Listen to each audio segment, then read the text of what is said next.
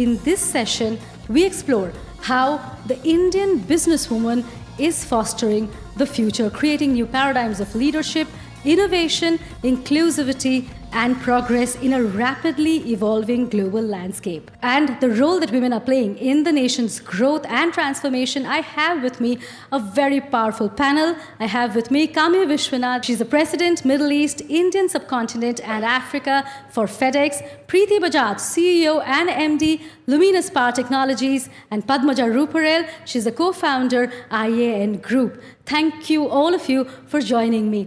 It's extremely coincidental that all three of you actually are part of sectors which are essentially being male-dominated. So I'll start with Kami, with you first. Logistics, again, traditionally male-dominated. So what are the glass ceilings that are yet to be broken? Thanks, Suchetna. I think there is a lot more work to be done, so let me start by saying that. FedEx, as a global corporation that works across multiple international markets, I think we recognize the power of building a global culture of diversity, equity, and inclusion. And 36% of our board is women. We have 26% women across management globally. Our DEI Council sets priorities and tracks progress against those, so our approach is quite structured. And we recently added opportunity to diversity, equity, and inclusion to rededicate ourselves to inclusive hiring and promotions and supporting career paths. I think the biggest work we have in front of us is how do we increase the representation of women in the logistics and supply chain sector. And I think that starts at the top of the funnel. The other big area of focus as we see it is middle management, where we see typically a drop-off in women's participation due to added responsibilities and societal expectations around childcare, elder care, and so forth. FedEx is a very people-centric culture, and a lot of our efforts around DEI have been around how do we build a culture where DEI thrives. So inclusive leadership training, for example, where we work with managers on how do you manage diverse teams. And we have senior leaders talking quarterly to our teams about how can you be intentional about inclusion. And we have a program called Walk in Someone Else's Shoes that helps build empathy for people of different diverse backgrounds and so forth. I think there is a lot more to be done. It's an ongoing journey for us. And we're always striving to do better, particularly around how do we bring in more women into the sector, how do we ensure the right career pathways with the right supportive policies, and how do you increase the proportion of women in senior management, which is ultimately, I think, the biggest challenge. Very important points you're making, Kami, because data shows us that while you have women in middle management, the participation reduces significantly as they move up the ladder. I'll take the same question to Preeti. Globally, energy as a sector has very few women. Energy technology, you see fewer. So what are your initiatives to take the tribe along, so to say, as you see more women participate in senior management? Yeah, I'm very delighted to say that at least at Luminous Power Technologies, the senior leadership team constitutes 33% women. So out of a 12-people leadership team, we have 3 women at the table really making a difference all day, every day. However, the way I look at it is multidimensional. I'll describe it in 3 A's. The work that needs to be done in the energy sector is, the first A is access. Equity of access to opportunities. That's super critical, and that's really about the same sort of thing that Kamini was talking about, top of the funnel, making sure that you're intentional about the caliber of women and they're getting equal representations on recruitment lists, and that we are able to address the biases sometimes that come in. The second bit is ambition. This is a two-way street, in my opinion. Women have to aspire to field roles to get to senior leadership roles. Even as I sit here today, we have a lot of work to do when it comes to sales and sales operations role, perhaps plant management roles. These are areas of opportunity we are intentional about. But that ambition, that desire to pioneer that is also something that the candidate or women themselves have to fuel. So equity of ambition to do that job has to come from the participant, and the company is responsible for creating the environment. The third A, in my view, is attainment. Attainment is about the environment we create of support, possible policies, and at Luminous we do that through, of course, equal policies wherever possible, safety of transportation, all those things that we can potentially address. When it comes to energy, my call to action to all the women would be, this is a revolutionary time in energy. It is also a bigger revolutionary time in India. So if you had to be really thinking about climate action, you had to think about how you're included in shaping the narrative of the future of the country, being in the energy sector is not necessarily optional. And this time, we should make it a point to not miss the revolution. We should be part of it so that we are part of the 2047 Viksit Bharat, so to speak. Right. Padmaja, I'll pull you into this conversation. There are more and more women entering the space of investment. But when you really started out, you were quite a lone warrior at that time. How much has the space changed? What are the glass ceilings that remain to be broken? That's true. When I started life in this field, there wasn't anybody. And that was the fun of it. And sometimes I think it was a woman who could do it. There was so much adaptation. There was so much education. There was so much evolution that I went through that I think that perhaps tinges on a woman's intuition to say, this is what I need to do. So I honestly think I can't be an investor if there are no entrepreneurs, right? Mm-hmm. I'm a startup investor, I'm an early stage investor, and I can't be an investor if there are no entrepreneurs. If we look at India's entrepreneurship, yes, it's grown, but there is a very abysmal growth of women entrepreneurs, right? And even more abysmal is the fact that funding is rare. Right? Last year, or the previous year, 2022, we had 14.7% of funding that went to women. 23, it's dropped to 9.7. That is not encouraging. So I think one big thing is that women entrepreneurs are very rare. Right. If they're not going, yes, of course, there are some who've made it. I don't deny that. But majority of them are not going the whole path. And that is something where it's a clear goal for all of us, be it investors, be it a woman, be it an entrepreneur, be it anything. We need to nurture that and grow that. Otherwise, I think as a woman investor, I don't think I would have done justice to that. That's the entrepreneur part. Mm-hmm. I think the investor part, to be honest, we've seen investors sort of women striking out and creating women-focused funds, women investors, partners. I mean, we have a few, and we are getting a few. But the interesting part, and this is also reflection of the investing landscape of India, that growth money is much, much lesser for women founders. Mm-hmm. And it also tells you that growth funds, there are not enough women partners or senior people driving that. And that is where you see a linkage where young women-led companies are not growing rapidly. Mm-hmm. Many of them are falling off the radar. So to my mind, I think the aspiration, if I had to sort of enunciate that from an investor perspective, it's very clear to me. We need to create the BlackRock of India led by a woman. Then we'll make it. That, to me, is what will drive the entrepreneurship. I mean, if there is money, there's no reason why entrepreneurs will not start. And if they're good entrepreneurs, there's no reason why investors will not come. So to me, that's a symbiotic thing, a relationship. And if it's driven by a woman, my hope is that we've invested in 23% of our portfolio is led by women. 90 board seats in our 230 companies are women. Mm-hmm. I think we can do much better if we had that thinking. We'll move to another symbiotic relationship. We'll talk about India's expanding growth ambition and the role that you and your companies are playing in propelling that growth. I'll begin with Kami again. How is FedEx adapting to India's expanding economy, and how are you doing that by optimizing your supply chains? Yeah. FedEx is a global connector, and we facilitate global trade across 220 countries. We see tremendous growth opportunity in India with the expanding economy. Global businesses are looking to set up operations and exports out of India to serve international markets.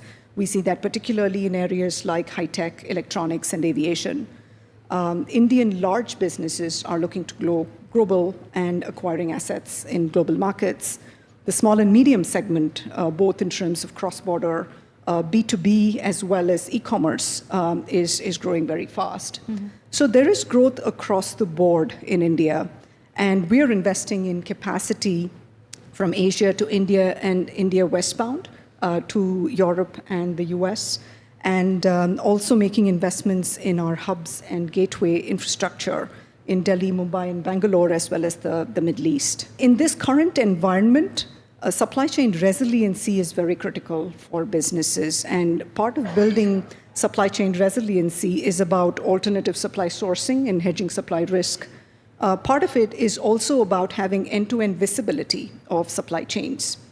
And that is why we have taken an approach of integrated logistics, where we offer an end-to-end solution to our customers across express, freight, air, and ocean, where our customers can work with us seamlessly without friction that they would otherwise face with multiple service providers, and also have the visibility end-to-end. And our one-stop solution platform enables our customers to manage shipments, book, track, trace, and have the visibility I spoke about. We're also leveraging data and technology, which I'll talk about in a minute. But I think our biggest focus is on how do we optimize supply chains and help manage supply chain risks for our customers. The energy sector globally is evolving at such a pace, and technology and sustainability seem to be playing pivotal roles there. So how is your business strategy at Luminous making sense of all of this for India? Yes, it is a very dynamic and ever-evolving landscape. So as Luminous, we think of it in three ways. Number one is insight. We are a homegrown brand of India. We have been around the country serving in excess of 100 million consumer homes. So when it comes to insight on usage of energy storage in the home, we've learned a lot about what the Indian consumer expects when it comes to how he or she wishes to use this essential service backup and energy in the home. We bring that insight into what I would say innovation. So very quickly we were able to understand that, okay, the grid has different conditions. What is relevant in UP is not relevant in Karnataka, and what is in Karnataka is not going to work in Kanyakumari, and whatever is working in Kanyakumari is not going to work in Jammu and Kashmir. Everywhere the grid is different, the consumer expectation is different, and the energy storage requirement is different. And then it made us realize that when we think about solar solutions for Indian consumers, we have to think about it in the terms of off-grid, something that can work without the grid ever being connected. Hybrid, which means the grid is connected as well as can serve as a power backup unit with solar panels and battery packs. And finally, grid-tied, which is essentially where you can produce your energy and sell it back to the grid as well. And what's interesting about all this is that these dimensions, the more we travel the world, we realized are so unique to India. Mm-hmm. They're so unique to India. Right. It's not the same thing anywhere else in the world. And the third piece, what I would say, is when we think about that, Indian consumer has always been at the nexus of, I'm loving the 3 A's, so I'll start again, affordability of energy, accessibility of energy, and availability of energy. Mm-hmm. So whatever you create in terms of solutions, you've got to think about those 3 A's and feed it into that. So to that effect, I'm very proud to say that we build our own solar panels. We build every part of a solar power generating system. Part of it is making sure that there is availability, and part of it is making sure that there is affordability. And the last piece I'll say, I've spoken about the insight, the innovation, and I've spoken about the industrial ecosystem, if you think about it. The last piece, the fourth piece, is the Indian talent. Right. India has a lot of talent. And when we think about, well, we want to make in India in our 7 factories, and the 8th one is coming out of the ground, we think about how will we actually take this aspiring talent and expose it to technologies that make a difference. Right. So if you're sitting here today, I can share with you, and we never think about India in these terms, so please indulge me in my passion. We have been using distributed energy storage, which means batteries in the home longer than any other country in the world. But for some reason, we never recognized that. And now that we've recognized it, it's really, really critical that we are proud of it, yet making leaps and bounds to make sure that this is evident. And therefore, connectivity is super important. Absolutely. And that's how we think about our solutions. That's all. I will stop now. Thanks, Preeti. Padmaja, we see a lot of startup activity in being driven by tier 2 and tier 3 cities of India.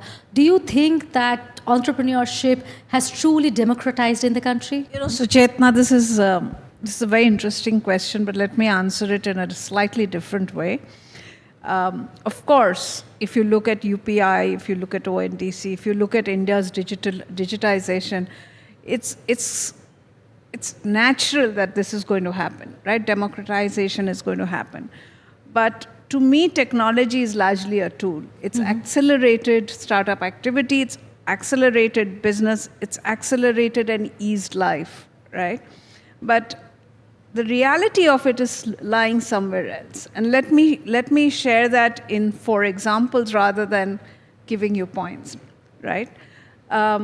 When you go to tier 3, tier 4, tier 2 kind of cities, India, we talk about India as still developing. There are real problems that people, citizens of those towns and cities face. And those problems, they understand very well because they are local. And because they are local, they are also need a solution. So they start building a solution there and then. And that is not only democratization of startup activity, it is creating some very innovative technology-enabled solutions for real problems being bred in India, operationalized India, and which can go global, right? So let me give you 4 examples. There's a company called Phool, born in Kanpur, right? What was the founder worried about? He saw flowers that when we go to prayer in the temples, we give flowers, we play our obeisance. Those flowers were going into the Ganges, and he saw the Ganges being polluted. So he collected that flowers, and out of that flower waste created incense and personal oils and a whole lot of other things. But that's not where he stopped, okay? He created an alternate to leather, right? Guess who his mentor is? His mentor today is the founder of one of the 4 global companies. I won't give you the name, but it is one of the Meta, Amazon, Netflix, Google founders. Wow. So that's a product born out of waste, out of the Ganges, literally, and gone global, right? Second one, think of Kerala, tier 2, right? Company called Gen Robotics. Saw his family, somebody in his family, actually having to clean the sewers, right? Created a robot to clean sewers. It's now partnering with all the municipalities in South. Right. Gradually scaling up.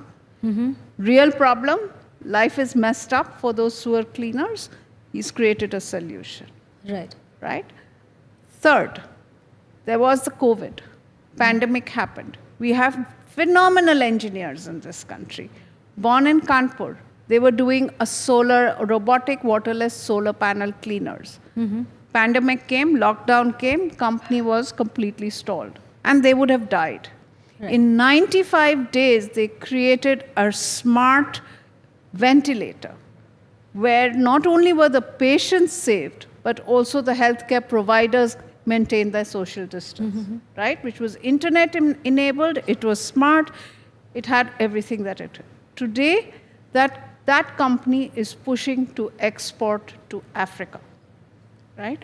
Again, a locally born company in a tier 2 town, born out of a need and a problem, created it in 95 days with all the approvals that were required at that time, contracted with BEL, has now got installations in tons of hospitals in this country and are pushing to go to Africa, right? Yeah. And the last example, outside of Udaipur, there is a whole colony of carpenters, right? Shishamwood, if you know Shishamwood, they are carpenters who are building furniture, creating furniture out of Shishamwood. They were not earning well. Great craftsmanship, but could not earn. Company called Wooden Street brought them together, and today Wooden Street is selling across the country over 100 outlets and online. Right? So born out of need, born out of real problems, entrepreneurship is not something that we can get away with. That is our DNA. And that is what we will do. We know 200 years ago, that was our DNA. It has just come back. That's Very all. inspiring stories that we hear from the tier 2, tier 3 cities. We've completely run out of time. There's so many questions I still have for you guys. I think we'll take it outside this podium. Thank you very much once again, Kami Viswanathan, Preeti Bajaj, Padmaja Ruparel, for taking the time and being here. Thank you very much once again.